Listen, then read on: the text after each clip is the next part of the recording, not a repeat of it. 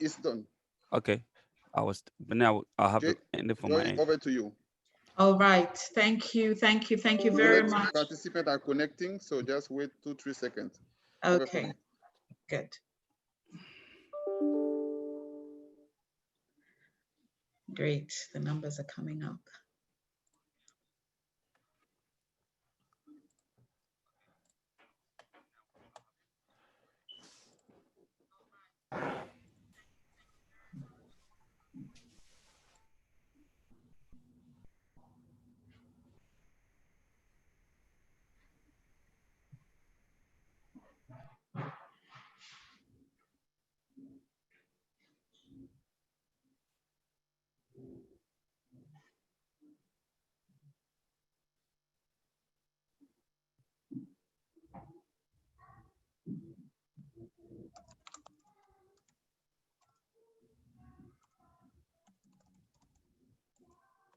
Should we go?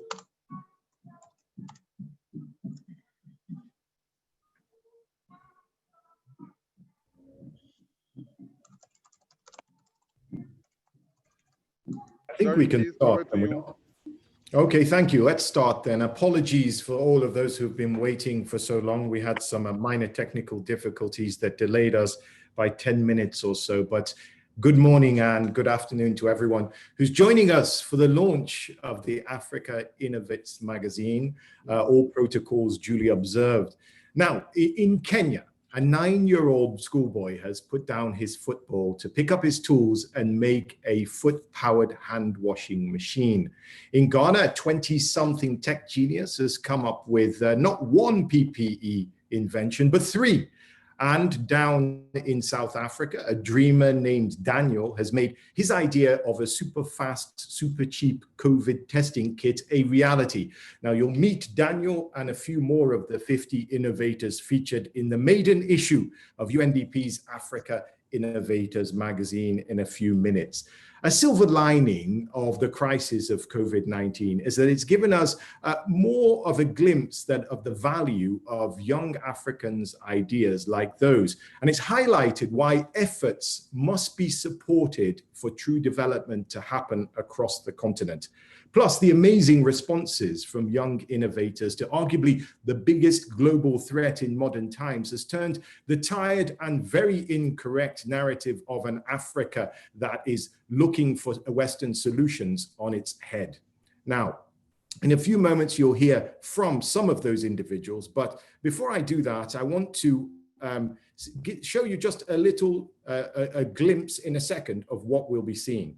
No, first of all, we'll turn, I apologize, to the issue of a stronger Africa. It depends on a creative, groundbreaking and avant-garde solutions like the ones that we'll show you in a moment.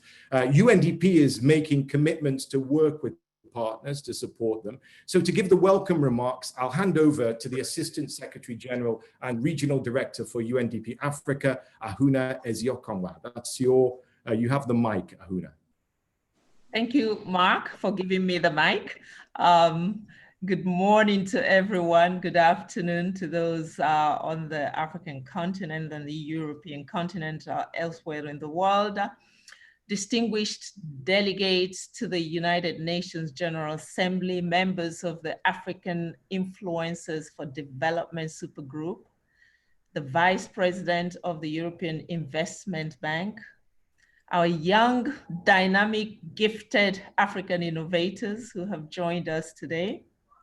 Ladies and gentlemen, it was exactly a year ago that at UNGA, we launched with the Deputy Secretary General, the African Influencers for Development Supergroup, an initiative that demonstrates exactly what we're about to hear today. We wanted to use the global platform to sensitize the world about what is happening in Africa, Africans who are taking initiative and influencing the course of their own destiny, to globalize that African voice. And I'm so delighted today to welcome you to this historic event on behalf of the co-host, UNDP, the African Influencers for Development, and the the European Investment Bank. Today, we start to write a new story.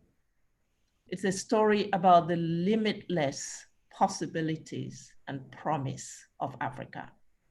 We spotlight a powerful story that to this point has actually gone largely unnoticed. This is the story of Africans leading the way, innovating homegrown solutions that are tackling the brunt of the world's most devastating pandemic of our time.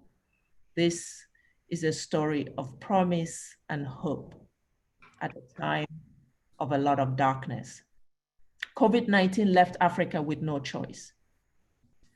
With closed borders and broken supply chains, Africa found itself on its own, facing those tough questions that have lingered for decades about the risk of non-self-sufficiency in critical areas like food production, medicines, personal protective equipment, and so on, all of which became national survival necessities overnight.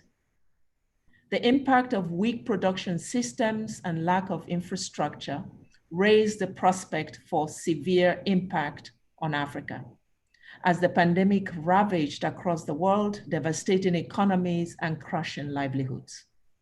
It is true that economies have crashed globally and in Africa. The previously dubbed lions on the move are actually in retreat. Over 64% of informal jobs are at risk or already lost, and 200 billion and counting in lost incomes already registered.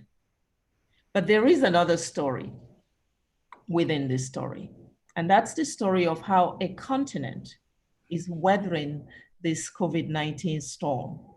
Just 6 months ago, many would have bet their gold that Africa is not the likely home for innovations in drones, in robots, in respirators, in non-invasive test kits, and PPE production. But we are in a reality of production, of creation, of innovation in Africa by Africa's young people in precisely these areas. UNDP is on the ground in all African countries, and UNDP sees firsthand these efforts, also in the context of its leading role in the UN socioeconomic response. We see this indefatigable spirit of resilience, a tenacity of steel, and an unstoppable resolve in Africa's youth to find solutions for the problems of their societies. This new generation is digitally empowered, connected, enlightened, and it's not waiting for solutions from outside, but they're also not finding solutions just for the few. Many of the stories you will hear and the innovations today speak of innovators, leaders who are generating ideas using their talents in an inclusive model of development, finding solutions for all, not just for those who can afford it.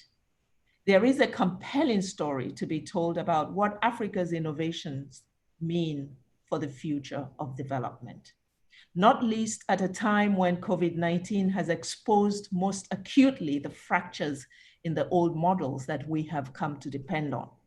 Africa's youth are saying there is another way, and they are not just talking about it, they are actually acting on it. These young people, they are working against the odds, largely on their own, still in policy frameworks that are disabling. They have no benefactors, no sponsors yet, but they are driving the change we want to see. They are inspiring us, they are making an impact. They show us that Africa can, and that Africa has indeed opened a new page in its development path. Can we join them? This is the call that we make today through this platform. At UNDP, even before COVID-19, the VUCA world, that world of volatility, uncertainty, complexity, and ambiguity, had already presented us with the reality that externally imposed solutions were not really working.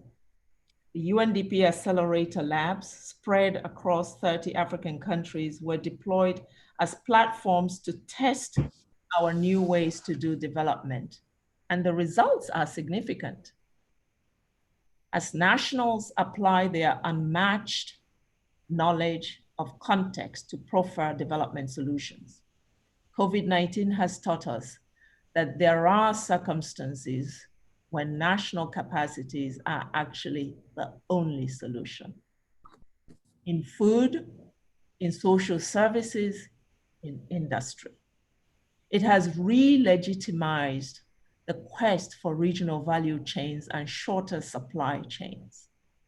And Africa's young innovators are leading this way, filling gaps created by global disruptions. We must believe in this new Africa, and even more, we must recognize them. We are all challenged to re-examine and embrace a new approach that focuses on listening and understanding where and how we can help. This is the call that new development practice requires of us. I wish to thank the UNDP African Influencers for Development for continuing to inspire us, for teaming up with us. The open letter that you have addressed to global leaders and which is available on the African Influencers for Development website that we will be unveiling today shows your commitment and willingness to put your weight behind Africa's innovators. The writing is now on the wall, and I know that I can count on you to use your various enterprises, institutions, and organizations to lift this core of the continent's young and gifted to their greater heights. I also wish to thank the European Investment Bank for the strong partnership with UNDP and your commitment to supporting innovation as part of COVID-19 recovery in Africa. I'm pleased that we could co-host this important event together. Africa is teeming with promise, you better believe it. And the young are unstoppable. What a heartening place to be. I am looking forward to hearing from our young innovators on how we can collectively be the wind in their sail. I am convinced, as I'm sure you are, that if we get that formula right, it will turn the page on poverty, and it will democratize the dividends of prosperity faster and wider across Africa, and indeed across the world. Join me and the influencers in welcoming these young, dynamic, talented innovators. Over back to you, Mark. Thank you for those great words, Ahuna. Now, the Africa Innovates magazine, as you heard, is a product of the UNDP's African Influencers for Development, or AI for Dev, a unique initiative bringing together people from Africa's private sector, academia, and the arts to partner with the UNDP and each other to create sustainable solutions for development. And as you also heard, we'll be unveiling the new website for AI for Dev today. Now, at the core of the initiative is the AI for Dev Supergroup. This is made up of 16 influential development champions from across the continent. And from Accra, just to say a few words, is AI for Dev Supergroup founding member, Dr. Edem Adzogenu, who's also the co-founder of the Afro Champions Initiative. Sir, you have the floor. Thanks for giving me a floor to represent this amazing group of, super group of individuals that have been given the privilege by UNDP to bring together ideas, innovations, and knowledge that we believe could influence the direction of where Africa needs to be and needs to go. We thank you so much. We want to thank the UNDP as well for giving this platform to this young generation of Africans that we do believe represent that successive generation that must lift up Africa for all to see what Africa is capable of doing. And I say that because the continent is one of those that struggles to believe in itself, struggles to find legitimacy for what it does, and always seeks to, even though we know that we have the resources, the knowledge, and the people, we tend to look psychologically for others to legitimize what we are capable of doing. We believe that opportunities like this will make it possible for the successive generations and that young generation that represents almost 70% of the population of Africa, and probably close to a third of the population of the world, will demonstrate to the world that this Africa must be the center for the freshest ideas for development. So COVID has given us another chance to look within ourselves and to unearth that latent energy and potential that exists that we must harness. It was Martin Luther King that said that the true measure of a person is not where he stands in the moments of comfort or convenience, but where he or she stands in the moments of challenge and controversy. It is that kind of controversy, that kind of challenge, we waking up and realizing that we couldn't even hug each other anymore. We couldn't go to the market to buy food. Truck drivers could no longer cross borders. We are not allowed to go to schools. And the number of the people would normally look for to support us with aid are busy trying to put the oxygen masks on their own faces first before they can think about us. We decided that that aid should now not be just aid, which is worse than AIDS, but rather to become aid, which is influencers for development. Now we here now realize that Africa has contributed a lot to the world. We've seen through organizations like the United Nations, Africans like Rabanj rise to the top of receiving Nobel Peace Prizes, Nelson Mandela, Kofi Annan, Desmond Tutu. Africa is not short of leaders that have been propelled onto the global stage. The same United Nations has given us a platform to bring together nations. We've seen and learned how to forge human partnerships, even between enemies, for our common good. From farmers to doctors, to entrepreneurs, to scientists, to presidents, and to mothers, we have stood as a human race the test of time, as guardians of the one thing that has kept us going, which is our indomitable human spirit. At all times of our human existence, we as influencers for African development will continue to cherish and guard and continually deploy that one resource, which has been bestowed onto us by this prestigious occasion as we bring together these young ones who are innovative. And we want to continue to dedicate ourselves to this ideal. So to the young ones, I would like to say we're encouraged by you, we're inspired by you, and you truly represent the pride of that next generation that we look for. To the African influencers for development who I represent here, and I must say that, like Mark said, he represents some very amazing people.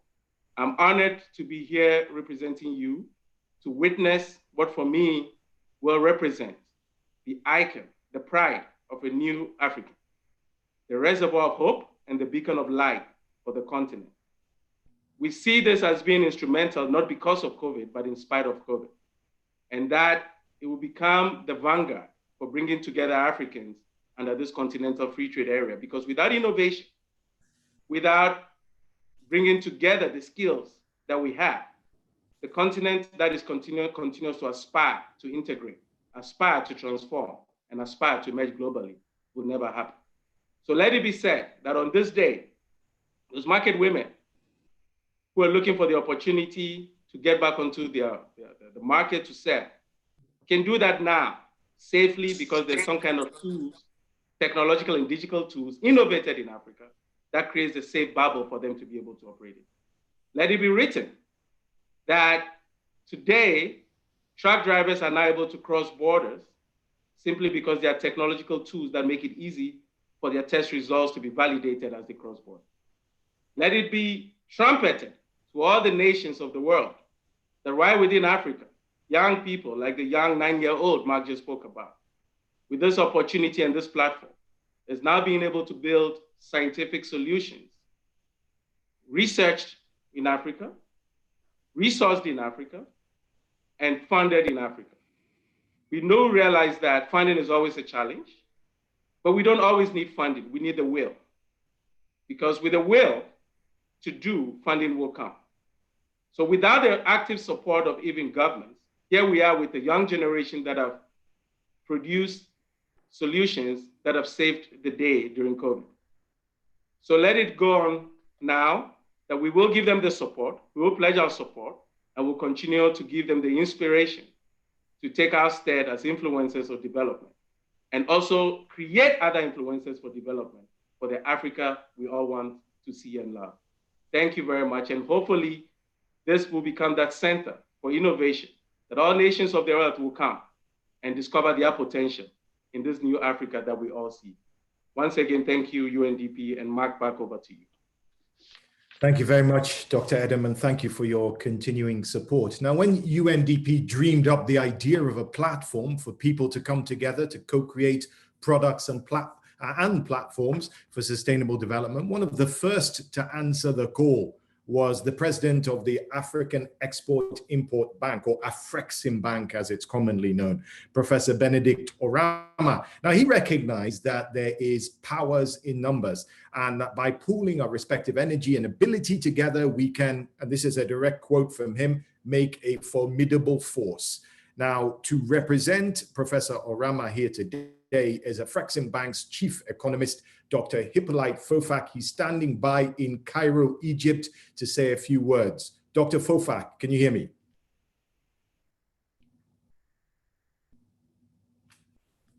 You might be on mute. You don't need to unmute yourself. I know you're there. Very good. Very good. Excellent. We can see you. You have the floor. Yes, we can. Yes, you need to lower your camera a little bit. Yeah, that's perfect. Fantastic. Go ahead. Very good.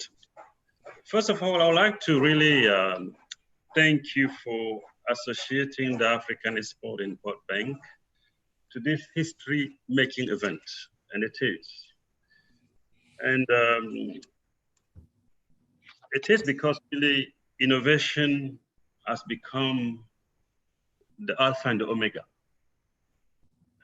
But before I get to the main topic of the day, I think it is with profound joy that on behalf of His Excellency President Professor Benedict Orama, as we said, the President of African Export-Import Bank, and one of the most committed and first-hour African influencer, that I wish to congratulate the leadership of AI4D for really organizing such an important and timely event, a high-level event to promote innovations in Africa, and a magazine to sustain the momentum on the innovative part.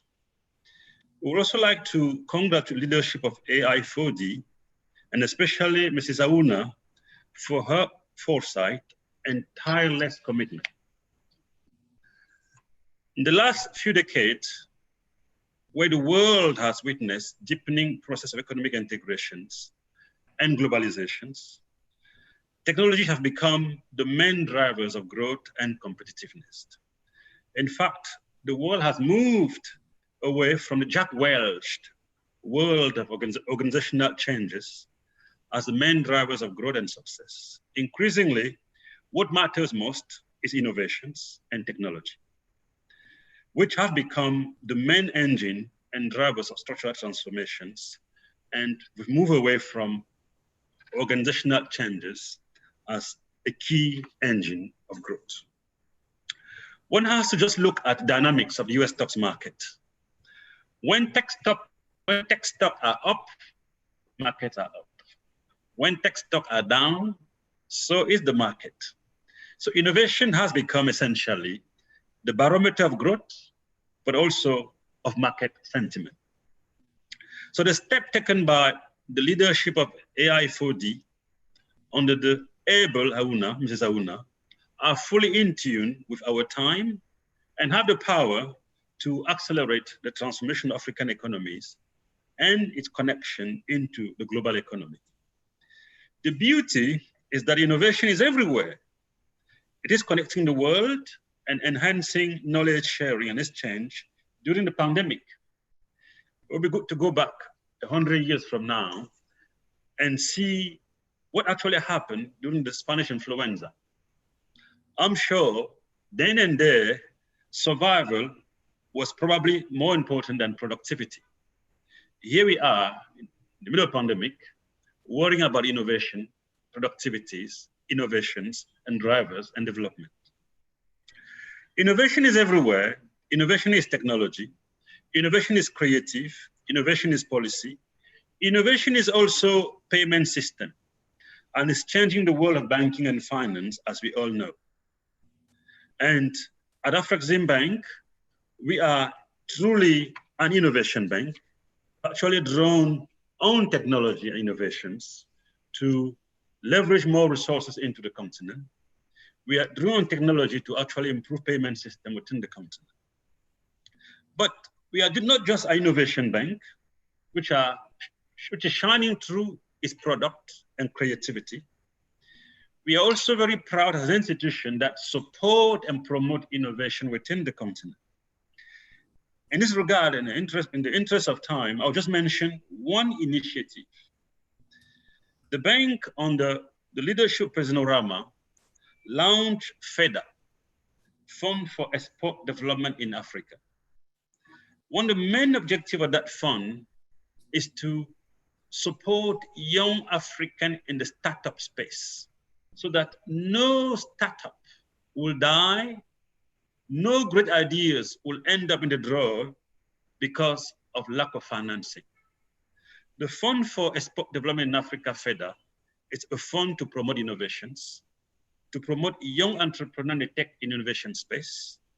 And this is how the bank will fully be in tune and working closely with leadership of AI4D to make sure that innovations becomes a tool to transform African economies. Innovation becomes a tool to empower young African entrepreneurs. We welcome the step taken today to put Africa Innovation, AI4D, in the website and to launch the magazine to support and promote the younger generation going forward. Thank you very much. Thank you very much, Dr. Hippolyte Fofak of Afrexim Bank, representing Professor Benedict Orama, who's the president and the AI4Dev Supergroup founding member. Now, when you go through the magazine, you'll notice how many of the inventions are high-tech ones. The global pandemic has shown how digital solutions are so important, but it's also brought to light the digital divide. UNDP has partnered recently with the European Investment Bank, EIB, to produce a new study on what investment is needed towards digital infrastructure on the continent that can help in the response to the COVID-19 outbreak. Now, if our technical people are standing by and this will work, I want to play a quick video message for you now from the Vice President of the European Investment Bank, Mr. Ambroise Fayol.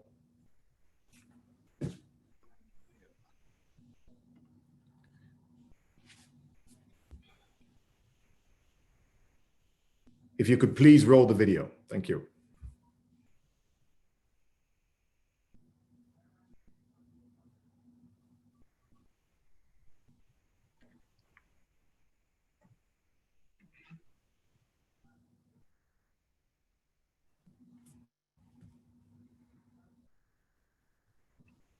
I think we're having problems hearing him. I can't hear him. I don't think anyone else can.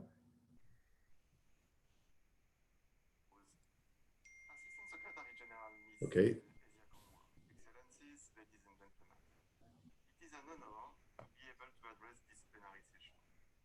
The impact of COVID pandemic is unprecedented and still to be measured. It is still spreading and taking lives globally. Fragile and less developed countries in particular do not have the financial power to withstand on their own the economic trouble caused by this crisis. the development community needs to continue to intensify its efforts in building up resilience. As part of its contribution to Team Europe's response, the EIB, the Bank of the European Union, has closely worked with hundreds of private and public sector partners to tackle the immediate challenges brought by the COVID-19 pandemic and mitigate its health, social, and economic impact. The bank joined forces with UNDP to identify smart and cost-effective technologies and investments that can increase the resilience to COVID-19 of Africa. We jointly published in July a report named Africa Digital Solution to Tackle COVID-19, which highlights how proven technology and digital innovation can be replicated to curb the spread of COVID-19 in Africa. At times when countries are locked down, hundreds of solutions are indeed already being developed and implemented across the continent. Some solutions can generate tremendous benefits, leveraging widely available technologies. Startups in Sierra Leone developed self-assessment solution based on the simple USSD technology. Other solutions are more complex and therefore require highly skilled homegrown experts. Ivory Coast has locally developed drones to inform populations in rural areas. All solutions proven thoughtful example on the way how Africa, the continent, mobilizes its human resources, most often its youth, to support the fight against the pandemic. But significant investments are needed. We estimate investments required to carry out this digital innovation in Africa to be 680 million euros over the next 12 months. Working effectively in strategic partnerships must be at the core of our response to COVID-19. I highly value today's plenary session that provides a platform to exchange and build such partnerships. I wish the Africa Innovative magazine all the best.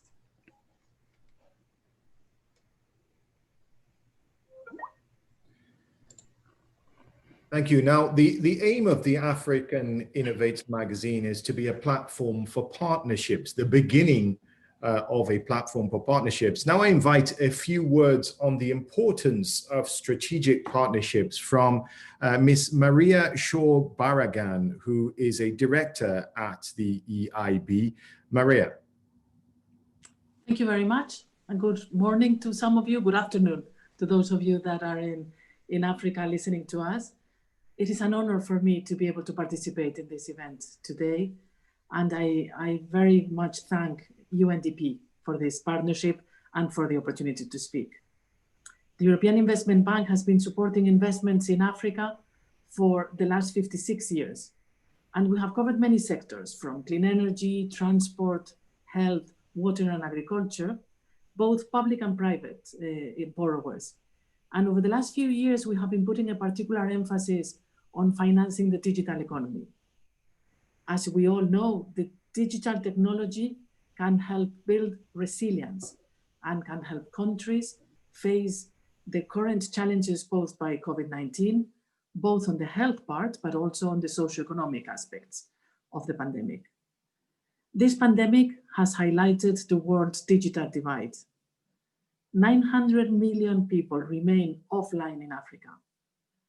These populations cannot receive timely information, they cannot be educated on prevention measures, they cannot benefit from e-education, e-health, e-government, and they cannot participate in e-trade and have access to goods and services. We know, and we've heard it already again today, Africa has the knowledge and has the human resources, but some investments are still needed. And precisely the study that the European Investment Bank has run together with UNDP shows that the funding needs for the right investments to happen are not exorbitant. We're not talking about huge amounts. Vice President Fayol has said it is in euros 680 million over the next 12 months. It is not something that is outside the possibilities, and it would be essential to take the decisions and make this happen now. The study that was conducted with the consulting firm Bearing Point has evaluated the investment needs that would be necessary to provide an immediate response to the COVID-19 crisis in the African continent. It presents examples of investments that save lives and increase resilience, and the types of investments that the European Investment Bank will be happy to support. This we often do with other partners. We do it with European Development Finance institutions. We do it with Afrexim Bank, and it is good to be in their company today. They are one of our key partners in the region. We do it with the African Development Bank and with partners worldwide. We're talking about solutions generated in Africa that are best adapted to the needs in Africa. This is what we need. They are designed to generate resilience to shocks, such as the one that we're living through, the pandemic right now. What I can tell you is that all of these proposals will be part of the EIB's contribution in the context of Team Europe and the discussions that we're having with the European Commission. And we are very pleased that we have been able to work in collaboration with UNDP. UNDP and the EIB are very complementary in this area and in many others. And we do have a very solid partnership to work in African countries and to work with Africa's youth, with the ingenious women and men that are full of ideas, full of energy, full of solutions, and that together with them, supporting them with finance, we can develop resilience and use digital solutions and innovation to address the needs of today. So on this basis, I'm happy to be participating with all of you today and to continue this discussion. Thank you very much.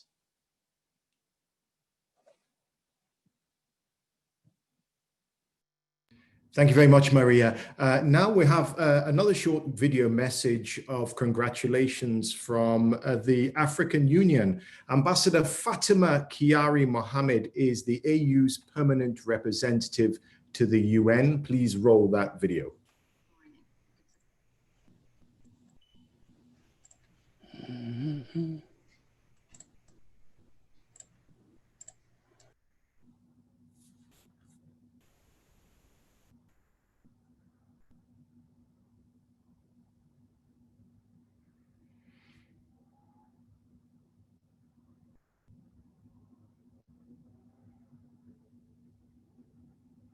We can't hear the sound. What is happening? It's a pleasure for me to join you for the official launch of African Inf, our Homegrown Solutions for COVID-19. Permit me to start by commending UNGA Africa. Otis, you need to mute your mic as well. We can hear you. For this initiative, congratulate you on the official launch of the magazine. The emergence of COVID-19 has no doubt exacerbated socioeconomic challenges existing in many of our communities.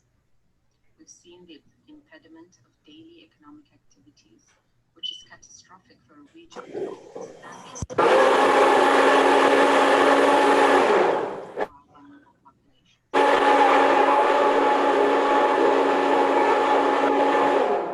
I don't know. We have a sound on the line there. I don't know what that is. If the administrator could check it out. We can't hear this video, so if you could stop it, please, and I'll take it from here.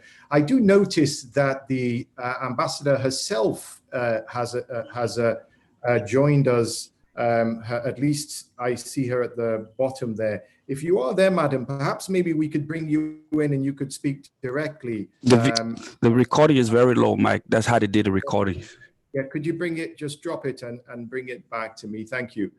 So if the ambassador can hear me, Ambassador Fatima Kiari Mohammed, we would love to see you and hear from you in person if you can come, if you can join us. If not, we'll move on. We'll give her a few seconds because I see that she's here. No, perhaps she'll join us later. I'll move on with the program then. So sorry about that, some technical difficulties. Perhaps we'll hear from her later. But now it's time for the official launch of the African Innovates magazine. And to do the honors, I welcome back RBA Director Ahuna Eziakonwa. If you could take the floor, Ahuna, and officially launch Africa Innovates. Thank you, Mark. A big thank you to all the speakers. Such inspiring statements that really helps us to set the tone and put this in perspective. You know, the world needs innovation, but the world needs the kind of innovation that fights inequality, that fights poverty, the kind of innovation that unites us against climate change and environmental degradation. The innovation that unites us against violence against women, that unites us against debilitating conflict and violent extremism. The kind of innovation that brings us together to do what the Secretary General said in this just released film, Nations United. That if we join together with one common determination in favor of peace, of development, and of human rights, we can win the war, not only against this pandemic, but against new fronts of challenges that we will be facing. And the innovations we're launching today do just that. They are opening the door to a new global solidarity, to unleash creativity against the ills that we are, as a human community, are facing in every corner of our world today. So it is with greatest pleasure that I join my sister, Ambassador Fatima Mohammed, who sent a video because she had to rush up to the GA. But I listened to the video and it's very inspiring. I hope we can bring it back, Mark, because it is the voice of the African Union joining us to make this moment a memorable one as we now launch this Africa Innovates magazine and everything else that will come with it. So we have now launched this process, this magazine and the website. And it's really great pleasure to be here right now. And thank you to all those who have joined us to make this moment. Back to you, Mark. Mark, you're muted. Thank you very much, Ahuna. So that marks the launch of the magazine. So let's have a look at the magazine. For that, I'm going to now hand over to give you a virtual tour of Africa Innovates, Dr. Joy Kategekwa, the Strategic Advisor for UNDP Africa. Joy, it's all yours. Thank you very much indeed, Mark, and good morning, good afternoon, good evening to you all. Today is a bit of a double launch in the sense that we also profile, showcase, unveil the website on which the magazine is sitting.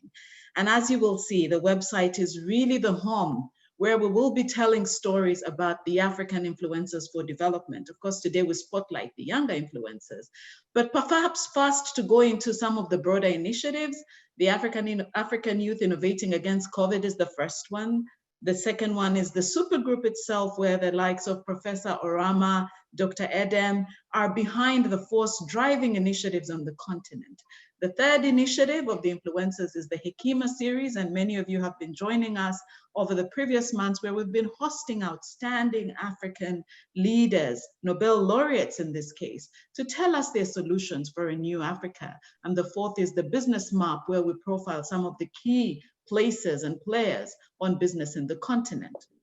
But today is really about the young innovators. And to do that, I will dive right into the magazine.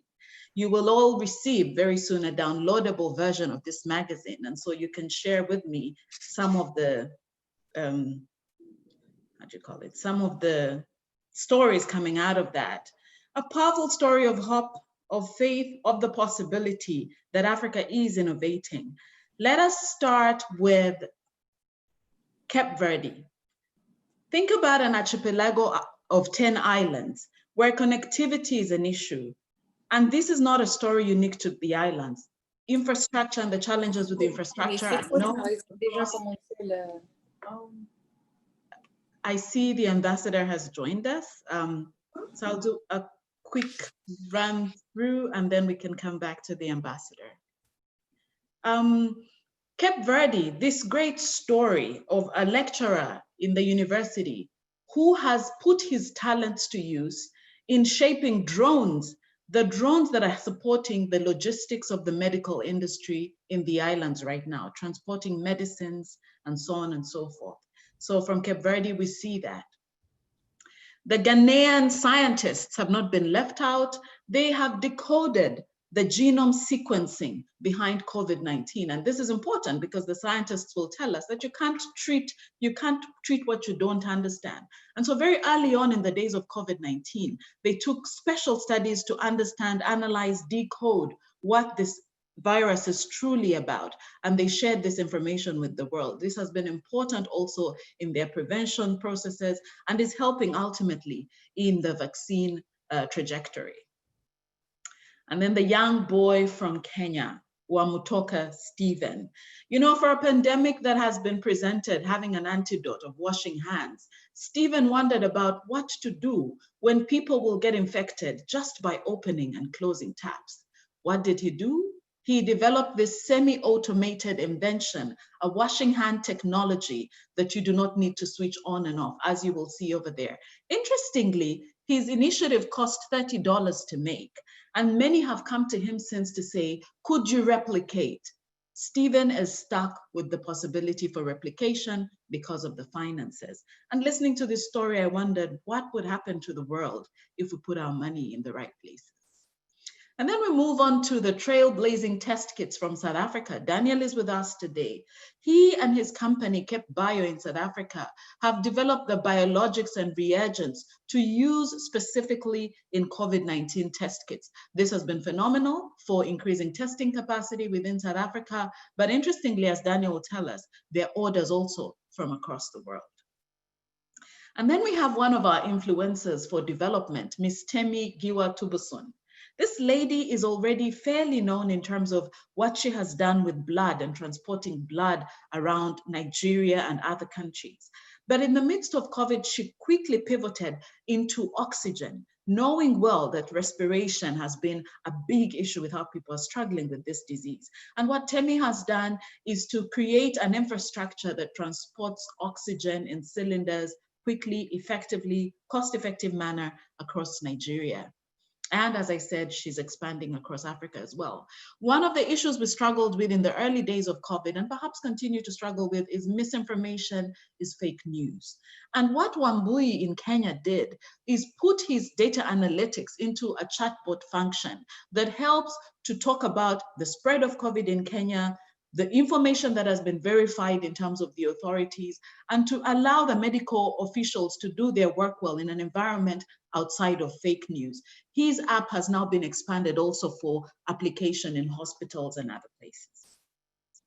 And then we go Niger, where we had quite a few submissions coming in. And ultimately, it is really a story of a rush of innovation, everything from e-learning to triage apps, to portable respirators, to training, and so on and so forth. Even a platform that supports the government in creating some level of credibility and accountability in how the resources supporting those benefiting from COVID-19 support are being churned out. So that's what we're seeing from Nigeria. And then we go to the Pharaoh's Pride, an interesting innovation by Mahmoud El-Komi. What he did is develop these robots, and these robots are critical for diagnosis. These robots are critical for treatment as well. These robots are critical for doing tests. And so it's very important what he's doing, because ultimately one can see the application, and I believe he's working with the government now to see the application in different places, including malls, including airports, and so on. We would remember an interesting story from Rwanda as well with the robots. So you can see North, but also East and Southern innovations in robots. EBSTAM has been preoccupied with how to ensure we do not leave the vulnerable behind as we deal with COVID-19 innovations. And what she has done is develop an adaptable app that speaks to those that do not have the ability to hear or to see. So her app targets those that require sign language. And again, expanding the space to ensure that everybody has information. And then we have the Robocop from Tunisia. This is an interesting one that basically helps the government to enforce lockdowns. A story is told about what the robot does in practice. If you cross its path, it will ask you, show me your ID. What are you doing here? Don't you know there's a lockdown? Aren't you afraid of COVID? And they say in Tunisia, it has been very instrumental in bringing the numbers down, in keeping people at home at the times of lockdowns. And even interesting that Innova is receiving orders locally and internationally. What Edmund from Zimbabwe has done is really create this prototype that has gone through the verification processes nationally in Zimbabwe over ventilator. Many will recall the calls for ventilators in the early days of COVID-19. And what Edmund said is, we will not be able to afford it if we have to import them. Let me do it myself. And so he's prepared an affordable ventilator that is being considered for commercial scale up in Zimbabwe. Oxygen, again, along the lines of what Temi is doing in Nigeria. Now we have Zhang from Cameroon, Arthur Zhang. E-commerce, a big issue. Women and youth struggling with how to maintain livelihoods. And so what Kawamara has done in Uganda, the CEO of Jumia, is create this platform where women and youth can continue to scale their production, to sell their products, to maintain livelihoods. And UNDP, we're proud in this case to have worked with him on this. Still in Cape Verde, a similar e-commerce platform from Moaz, but what Moaz does is he targets specifically the elderly. And then you can think about what's coming out of Congo, where the sanitization disinfectant chamber has played a critical role in ensuring that as people move into public spaces, they are safe. And so what it does is it provides tests in terms of, it provides temperature checks and it disinfects people as they enter public spaces. There is a lot more. I will perhaps stop at the Madagascar one, where an issue with water is the thinking, is the trigger for the innovation that has come out of there by Green Cook. Basically, 3 out of 4 people will have issues with access to soap and water. And what this innovation has done is produce a soap that requires no rinsing so that more people can use it without being held back by the need for water. I think one would have obviously liked to hear more. We have Nelly, we have EcoMasks in Uganda. There's a series of innovations, basically from Niger and so on and so forth. And what really stands out across all of this is this question of the innovators going ahead in spite of the situation in which they are, going ahead in spite of the non-enabling policy frameworks, going ahead in spite of having resources, so to speak. And so in a sense, we're really talking about limitless ingenuity. And so I think it's a good time at this point to really hand over back to you, Mark, so that we can have a conversation from them. But before I do, I'd really like to mention 2 ladies who have been outstanding in their contribution to this. Madame Regina Jere is the brains behind the creativity that has put this magazine together. Many will know her as an outstanding journalist and editor who's also behind 100 Influential Africans. So Regina, congratulations on that. And finally, the website has been put also by a powerful, talented, young lady from the Democratic Republic of Congo, Miss Benedict Colombo. It's been a pleasure to work with these ladies in putting this together, and we look forward to more. Thank you very much. Thank you very much, Joy. And you yourself have been one of the engines behind this. Such inspiring stories. And what's most amazing is the amount of energy and how quickly people moved as well in the craziness of a pandemic, they got things together and started and got to market with many of these products in record time. Now, before we meet some of those innovators, I'd like to bring back in, we had problems with the video before, but now we have her in person, Ambassador Fatima Kiari Mohammed, who's the African Union Permanent Representative to the UN.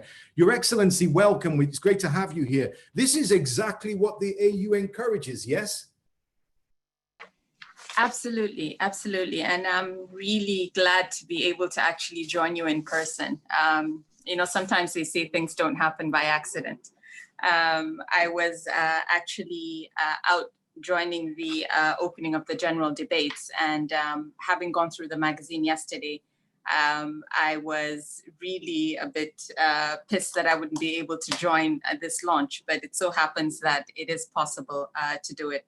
And the good thing is that I was also able to follow the presentation of the magazine. Amazing, amazing work. So it's really a pleasure for me to join you this morning. And let me start by really commending UNDP Africa, Africa Influences for Development, and the European Investment Bank for this initiative, and really to congratulate you and everyone that was featured in this magazine today. The emergence of COVID-19 has no doubt exacerbated many of our socioeconomic challenges, and many of the communities, our communities, have been affected gravely. We've seen the impediment of daily economic activities, which is catastrophic for a region with a substantial informal sector, not to talk about the health implications for many of our vulnerable populations. The pandemic has also thwarted many of our development gains and has left us rethinking and re-strategizing on how best to address some of these additional gaps. With this initiative, it's refreshing to see the spotlight on the incredible potential that exists on the continent. Innovation and innovative responses to our needs through homegrown solutions is encouraging and must be commended and supported. The importance, of course, of owning one's narrative translates to power. The power to influence, the power to take control and define a future that truly reflects the potential of Africa in its true sense. At the African Union, through initiatives of our Center for Disease Control, which is a specialized technical institution that supports our member states through their public institutions and leads the fight against COVID-19 across the continent. We've seen how through innovation and strategic partnerships, it's been able to support many initiatives in providing particularly coordinated and integrated solutions to the inadequacies in many of our public health infrastructure, in human and technical resource capacity, and preparedness and response to health emergencies and disasters. The innovators featured in Africa Innovates not only give us hope, but they present an opportunity and project the potential of the untapped resources we possess. This further underlines the need to promote and ensure we have the right policy frameworks in place in order to ensure conducive environments for innovators to thrive and to contribute positively. So as we mark the 75th year of the UN and commence the general debates, let's take this opportunity to reflect on the realities of the pandemic and reaffirm the importance of cooperation across the board in combating this scourge. Congratulations once again to all those that have been featured. And while you keep innovating, stay safe as we adapt to this new normal of COVID-19. I thank you.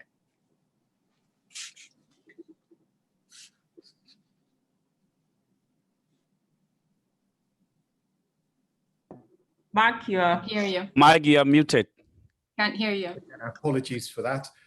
Thank you very much, Ambassador. Now let's have a quick chat with some of the innovators themselves. We're going to South Africa, we're going to Ethiopia, but first let's visit a young lady in Rwanda.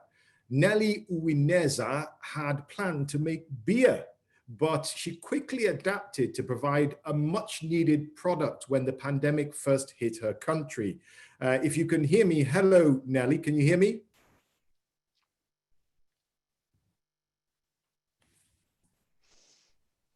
If we can hear Nelly, Nelly is with us. I think she might be on mute.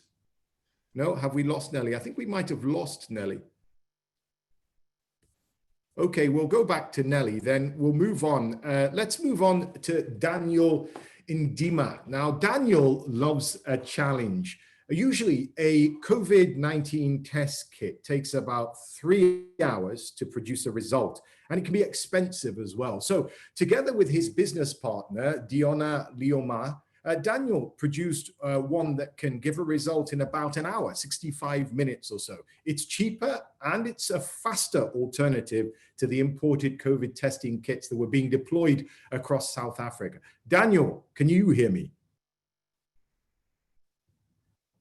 Yes, Mark, I'm here. Great to have you all the way from South Africa. It couldn't have been easy to do what you did.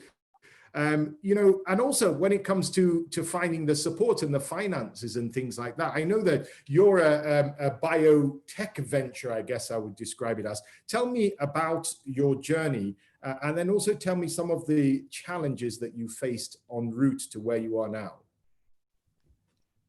Thank you, Mark. So, but first, let me thank you as a program director for today, Her Excellency Ahuna Esiakona. It's a pleasure to see you again. But more so, Dr. Edem Azogenu, I love your job a lot, and your other excellencies, I think Dr. Hippolyte Fofak and Ambassador Fatima Mohammed. And I salute all my panelists, the fellow entrepreneurs in this platform. Just maybe to give you a background of who we are. But first, I'm a scientist by profession, and I'm a trained structural biologist. So the training that I have actually equipped me to be able to develop, certain, let me say proteins or recombinant proteins or molecules that can be applied in DNA analysis or in different applications, whether diagnostics or normal research. So really the project comes from a combination of skills, being able to, apply different technologies to develop these kind of molecules that can be used in normal, research laboratories, as well as diagnostics. So as a company, being a spin out of the Council for Scientific and Research Council in South Africa, we were privileged that we have developed a proprietary biomanufacturing process for making these technologies quite cheaper and at a large scale. So we are able to satisfy both local market, and we can even tap into the global market.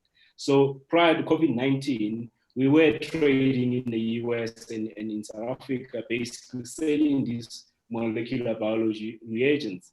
So when we were faced with this pandemic, we then pivoted our activities to then, take opportunity not only to respond to the pandemic, but realize the value of innovation that we can bring to the table. Because we knew that Africa and South Africa relies heavily on imported reagents. So we wanted to position, ourselves as sort of a solution, because we knew that the continent will struggle, and I believe that the continent is still struggling, in terms of testing. So, as a company, then that's how we sort of realize that we've got capabilities of responding to the pandemic, not only this current pandemic, but even pandemics to come, because we have built a platform that will enable us to be able to respond in terms of developing tools and reagents that will be used for managing and monitoring the pandemics of this nature. So the challenges that we face, really being a small company, or a company of about 12 scientists, with 5 upcoming young scientists too. So to compete with these big multinationals that have a lot of resources and they have reputation, and there's this brand loyalty, is very, very difficult to tap into the industry, whether you're cheap or not. But because of their ability to produce other technologies that support the testing, such as equipment, because we are not equipment manufacturer, we are reagents manufacturer. So they tend to couple their equipment with reagents. So that makes it a bit difficult for a small player to come to the party. But I think we've been fortunate enough that the technology is an African technology. We do not source anything in as far as making the technology from whether Europe or America. We make it locally, meaning we leverage our own indigenous biodiversity hotspots to develop these technologies, meaning that Africa is endowed with these resources that we're able to use in our research and development. So we do not sort of rely on other technologies that will sort of increase the cost and even limit freedom to operate for a company. So that's the story in a nutshell.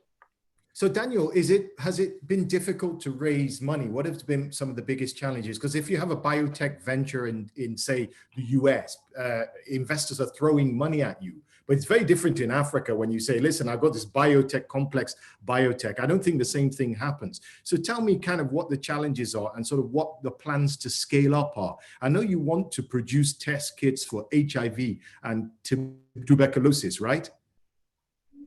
Yes, definitely. So we have started to look at different applications, using our platform, but mostly we're focusing on African, diseases like your Ebola and mostly diseases that are prevalent in Africa. How we can help governments in Africa to be able to manage these type of diseases. So bringing the innovation to the fore. So you're right.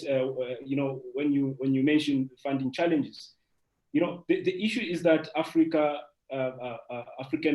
biotech industry does not exist, to be frank, and if you look at the industry in Europe, in Asia, in America, and you compare it to Africa, we are nowhere to be found in terms of developing tools such as this. That's why when we launched our kit, it became a buzz, because for the first time we have a technology coming out of Africa that is able to outcompete those that have been existing for many years. So it is that. And so even the people that are involved in investments do not know how to invest in biotech. So it's a challenge because, you are traditional investors, that invest in mining and agriculture and infrastructure and other industries. They don't understand how to invest in biotech, which is a challenge. So biotech costs 3 times more than any startup. So if you want to invest $5 million in the biotech, rather invest 15 million, because it takes time. It takes 3 times longer, and then it's 3 times expensive, and it's 3 times challenging. But the moment you crack the code, then you'll create a meaningful and sustainable impact in your society. And that's what we believe that we want to do, seeing how we can democratize our technologies throughout Africa. Thank you. You're an inspiration, and congratulations on making it to the first Africa Innovate magazine. Now, our final innovator is Janet Lemma. Janet only came back to her home country of Ethiopia, I think about 4 years ago. It was, as she would describe it, an adjustment, but she soldiered on to create a woman-powered apparel company called Geba Wear. She quickly swiveled when the pandemic hit and moved the company into producing PPE equipment. Janet, tell us what you did and what some of your challenges were. Thank you so much, Mark. It's indeed a privilege and an honor for me to be here and be featured as one of the African innovators. To go back to maybe a little bit of background about myself, I was born and raised in Ethiopia, but I moved to the US when I was 18 after I finished my high school. And so I worked in corporate America for about 8 years. So I had a very structured corporate America background in finance and accounting. But even though I was quickly, climbing up the ladder, I realized that my calling was really in Africa. It was really home. And when I thought about moving back, I really wanted to come back, not just with a job, but I wanted to be back on the continent and specifically my birth country with a business that has social impact, especially impacting women. And so in 2016, Geba Wear was established, and we our motto is sewed with passion for you, because we really take our passion as we make every apparel. Before the pandemic hit, we were just really a regular garment company that was manufacturing branded apparels as well as uniform solution. But as soon as pandemic hit, we had to quickly and swiftly repurpose to join forces and into the fight against COVID. So we were basically one of the trendsetters, one of the first movers to repurpose and making PPEs. And when I say PPE, we have made since we've had our first confirmed case in Ethiopia, over 300,000 fabric and reusable face masks, as well as face shields, as well as different types of uniforms that healthcare workers wear. And so what the advantage I think we had was the large number of employees that we had at Gabber. Currently we have 102 employees, of which 85% are women. And I am proud to say that since COVID hit, we have been not only able to keep our labor force, but we've actually hired on more. So if I think back of the challenges that we faced, we weren't able to procure and source a large amount of raw material required to be able to make, this large quantity of products. And were you, I understand that you did get some support from the Ethiopian government. You were quite pleased with a division of government that was set up that really saw you and supported you. Tell me about that. So the Job Creation Commission, the JCC office, has been actually playing a very instrumental and key role, I think, on the ground, locating companies that are creating jobs and making impact. And with partnership with MasterCard, we were actually very lucky to be chosen as part of a consortium of 12 companies. And with that, we were able to receive a grant that helped us to scale up our production even more. So we are very grateful for JCC for identifying us and helping us and really being on the listening side rather than patrolling us. Making a great impact here locally and closing the gap that we obviously have as a country that really heavily relies on import, especially from China. And we're very grateful to have you here sharing that story. Thank you very much, Janet. Thank you, Daniel and Nelly.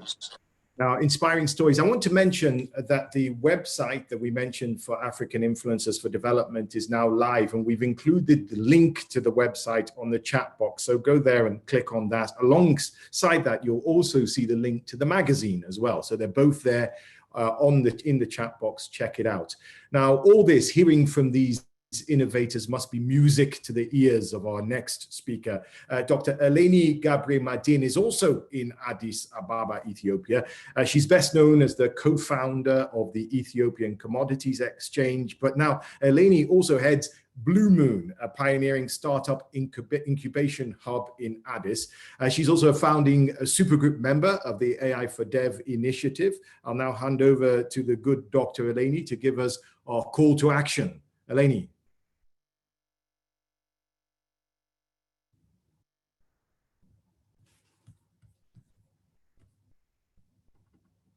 You may be on mute, Eleni. You might have to unmute yourself.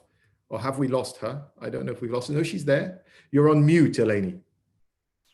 Okay, there you go. Okay, great. Hi. Thank you for having me. This is really a historic moment in my view, and happy to have been part of the initial conversations with the supergroup about this really important topic of innovation facing COVID-19. As soon as the COVID-19 alarm rang, long before African governments and their development partners realized it, Africa's startups saw opportunities and sprang into action.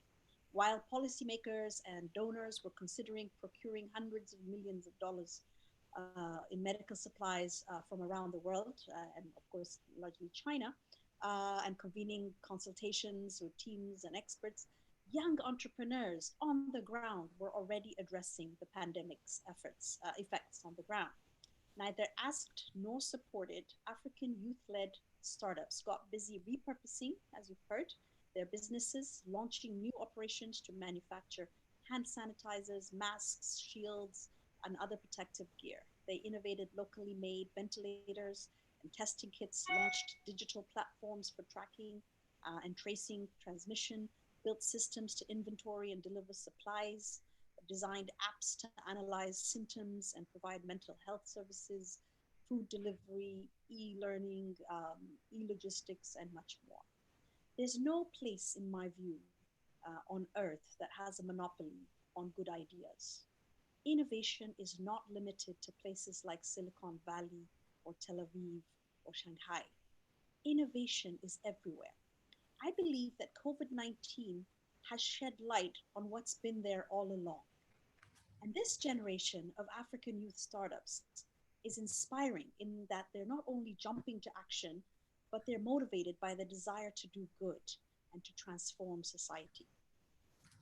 I've come to observe in my work with the Blue Moon Incubator that some people simply see the world differently.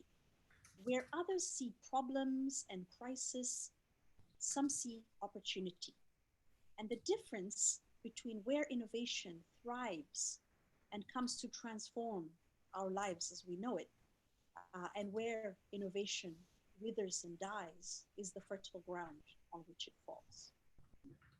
So the challenge for us is really to figure out how to support and harness this innovative energy that we see, particularly now with the opportunities created with COVID-19. The question is not whether Africa has innovation, but what we're going to do with it and how we can support it. I think that this generation of young entrepreneurs is not looking for handouts. They don't know all the development acronyms that are so familiar to many of us. Rather, they want investment. They want access to markets. They want relationships with like-minded partners. And most importantly, they want the removal of policy and regulatory barriers. Innovation, as you know, comes with enormous risk and has a greater chance of failure than success. But yet we must still encourage it, and we have to build an ecosystem around it that not only cherry picks the lowest hanging fruit, but that creates a climate where such risk-taking innovation is encouraged. You might have heard the expression young, gifted, and restless. The thing about young people is that they are impatient. They are restless and hungry for change. And they're not only impatient, but they're bold and risk-taking. And they're not only restless and bold, but they're extremely flexible and agile, as we've heard over and over today. The ability to quickly pivot when something's not working, to repurpose what they're doing, to grab and harness. Because you're not using an iPhone. With a continent of 70% young people that is restless, nimble, and risk-minded, this energy is Africa's best asset, far more valuable than all the commodities on or under the ground. So it's up to us to see how to harness that energy. There are 4 critical interventions for the global development community at this moment, in my view. The first is to mobilize awareness and create momentum for governments and partners to better grasp the opportunity to encourage startups. And this magazine and this website are definitely a step in that direction. The second is to provide platforms for the entrepreneurs themselves to network, to learn, to forge partnerships, and to really, build those bridges of talent across countries and across regions. Third, and very importantly, we must unlock specific financing that is specifically designed for Africa's startups. And what we need is patient, long-term, high-risk capital. Short-term microfinance or commercial credit will not do. And finally, we must break down the regulatory, policy, and cultural fences that prevent Africa's youth from getting started or from scaling up. In the new normal that we are creating as we go, we need a better Africa, one that harnesses and leverages this enormous power of innovation by Africa's restless, nimble, bold youth. Thank you.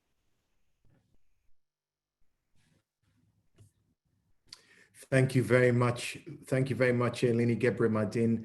I knew that it would be music to your ears. I've been to Blue Moon and I know how passionate you are about creating the next generation of our leaders in Africa. Now, the AI for Dev supergroup, of which you're a member, Eleni, will be publishing an open letter to policymakers, the private sector, and other stakeholders, urging them to seize the moment and harness this innovative energy. We'll be working with entrepreneurs to see how we can help scale them up, get them game ready, help to build that ecosystem that you spoke of so eloquently. I really agree with you. I believe this is the beginning of something very exciting, and it's been a pleasure for me to be here to moderate and help launch this exciting initiative.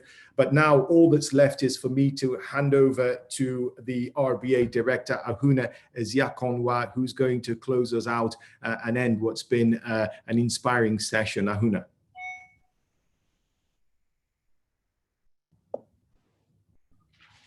Thank you, Mark. You know, I am inspired by our influencers. I'm inspired by the young innovators. But when I listen to Eleni, Dr. Eleni Gebremedin, who I have seen at work, a professional woman who could have, the sky was your limit once you broke through the commodity exchange in Ethiopia. Instead, after delivering that capital to your country, you stepped away and into the trenches to be with the young people, to help cultivate them and to help create an enabling environment for them to live out their potential. How amazing is that? And it's such a pleasure to have you working with us and now entering into a new project where we as our influencers are trying to take this from words to action to actually establish an Africa Youth Enterprise Trust that will create exactly that momentum around the financing. It's very interesting you say these young people are not looking for handout. These are not NGOs looking for funds. These are business industrialists who are looking for equity, who are looking for investment, who wants to be taken seriously. And trust is at the heart of that relationship. And with the likes of you working with us as an international organization, we hope we can make that magic to help realize exactly what you have described as the pathway to making this successful. When I listen to Dr. Edem, a surgeon who could live very comfortably doing just what he does as a doctor, and he shares his time between the theater and the African Union corridors, helping to develop and create all kinds of innovations, including the one we're just about to start working with you, Panabios, that will help make Africa ready, not just for the pandemic of today, but for the pandemics of tomorrow, to see how, as a continent, we create that bond, that solidarity, that glue that allows us to cross-fertilize and mine the best of us for tackling some of the toughest challenges that lie ahead. I am humbled, Dr. Edem, when I listen to you. I wonder when you sleep, at all hours you seem to be awake, your mind is active, you're in the theater, you're in the boardroom, you're everywhere, giving of yourself for the good of humanity. It is truly humbling. And who says we don't have Africans who can, who do, and who believe in our human civilization? These are the things that give me hope, even as we watch the world in a free fall in terms of our civilization. Africa and Africans like yourselves are creating the hope that the world so desperately needs. And as the UN celebrates 75 years, I hope that these are some of the life experiences that we can hang on to as a future to build on. When I listen to Dr. Fofak speaking on behalf of the president of African Bank, of how that institution has dedicated itself to coming up with facilities that enable the young people that we're talking about here today, that identify talent and makes it its business to promote that talent, to trust in that ingenuity and invest the right level of finances at scale that's required, not the peanuts that we sometimes rely, sort of fall back on as if, this was small markets, creating the hope again that Africa can. I am inspired and emboldened that as a UN Development Program, these are the instruments that we can use to really begin to drive down inequality and poverty on the continent of Africa, but above all, to make Africa a global player and contributor to the future of development, which not only Africa needs, but the entire world needs. And when I listen to Daniel, to Janet, and to the 50 others and many more others that we have been privileged to be in contact with, we cannot but see this continent as promise, not problem. It's a promise that is shining through and over the problems that have been there for decades. It's a new day, it's a new page. We are turning that page with your stories, Daniel, Janet. COVID-19 is an expensive pandemic for the poor. You, through your innovations, are equalizing access for those who would not otherwise be able to afford to protect themselves. You are laying down your lives to ensure that the underprivileged among us can also append dignity to the way they live. I want you to know that we see you. We see your heart. We see your intentions. We see your motivations, and we're inspired by you.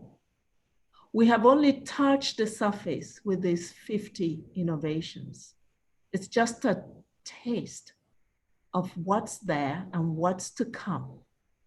And we feel as UNDP so privileged, working with EIB, with the African Influencers for Development and others, to create this platform that will continue to popularize this creativity, these innovations, this heart that is emerging in the midst of so much hardness, in the midst of fences and walls that penetrates this light.